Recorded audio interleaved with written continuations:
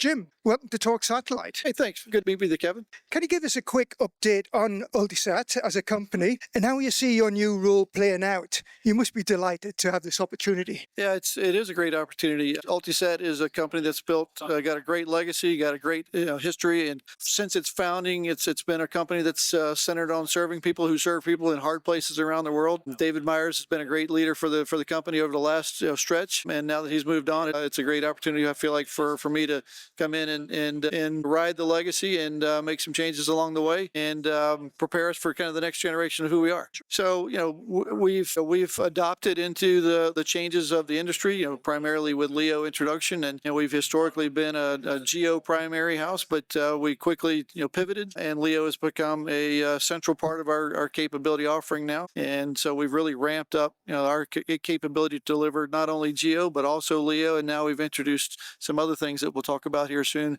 But we see it as an and business, not either or. We think about things in terms of and. So what trends are you seeing for 2025, Starlink, LEO, and how does this help your customers? Yeah, so our customers are learning that the capabilities that LEO has to offer can do a lot of things that we haven't been able to do in terms of GEO. I mean, the throughput, the cost is a big driver for a lot of our customers, and in budget constrained environments, we found that LEO has a good place, has a good fit.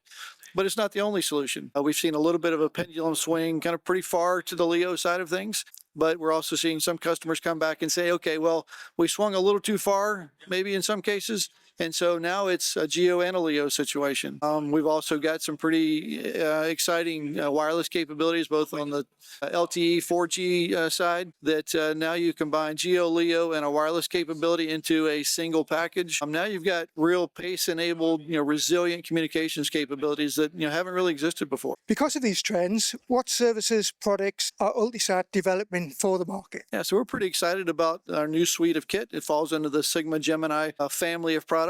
The most recent is the UEK, or the Unified Multipath Connectivity Expeditionary Kit. That's a mouthful, but it's a UMC Expeditionary Kit. And really what we've done is we've small form factored the communications capabilities, the SD-WAN capabilities, into a backpack size element where we can provide on the move, quick mobile communications for extreme environments, hostile environments in some cases, austere environments, and those kind of things. So the UEK, or the Expeditionary Kit, is a new entry for us that really takes advantage of all the things we have in our toolkit. And then we've also got a concept we call high availability LEO, or HAL, where we're taking kind of the best of multiple worlds, right? So today Starlink is pretty prevalent, but OneWeb is knocking on the door. Kuiper will be on the board before too much longer. Lightspeed will be here. And so now we can take advantage of multiple constellations of LEO and form a capability called high availability LEO. So in case you have a constrained environment for one, you're not dead in the water when it comes to having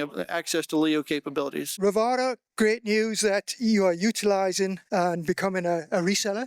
Right, it is. We're pretty excited to work with Rivada. It's a new twist, right? It's a network in the sky. So it's taking advantage of technology that has evolved and really kind of moving the ground infrastructure into the space in a way that we really haven't seen before. And so we're pretty excited about, especially in a government environment like we operate in, we see that's a good fit for our customer base, where we essentially take the capabilities that have existed for a long time terrestrially and then move that into space. And so now we can reach places that are hard to reach, with a piece of wire or a piece of fiber. We can do that, with satellite and transport, through space to wherever the bits and bytes need to get to. This obviously we're leading it to the resiliency world of security. Yeah, so our customers, require resiliency, in a PACE-enabled world, or our government clients, but not only our government clients, but the humanitarian relief agencies. They need robust, resilient communications, because whenever their communications are congested or contested or diminished in any way, they can't do their missions either. And so resiliency is a big part of it. And that's why we came up with the HAL concept was, okay, rather than rely only on a single transport capability, HAL gives you, the best of multiple. And that could be one or two, at least two, but could be two or three. Right? And so high availability LEO, we think, is an answer to that resiliency. So government defense markets are looking fruitful for commercial entities such as yourself. Your offerings to serve growing demand and developing applications.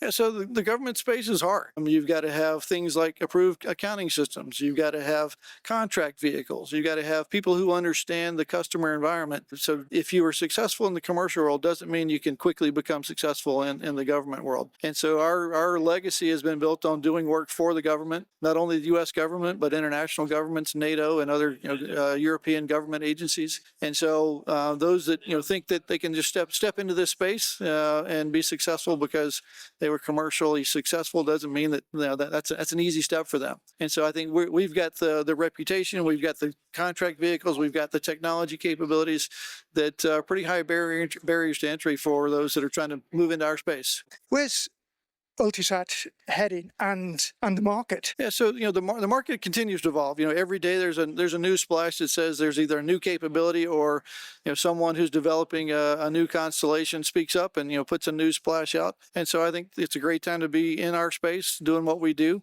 Ultisat, is nearing the end of our hold period within our investor community, and so we're looking for the next place for us to fit. And we're eager to figure out who the next ownership will be for Ultisat and where they'll be willing to make investments. We've got a great foundation. It's a great time to be part of Ultisat, and that foundation is something that's strong, that can be built on, and with some investment can further give us success in the government spaces that we've operated in for a long time. Jim, we wish you every success. Thank you very much. I appreciate your time.